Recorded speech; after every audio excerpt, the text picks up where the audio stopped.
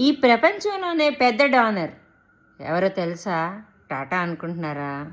అంబానీ అనుకుంటున్నారా? కాకపోతే సుధామూర్తిని అనుకుంటున్నారా? కాదు. ప్రపంచంలోనే పెద్ద ఫిలాంథర్ఫిస్ట్ అవుతున్నారు అజీం ప్రేమ్జీ.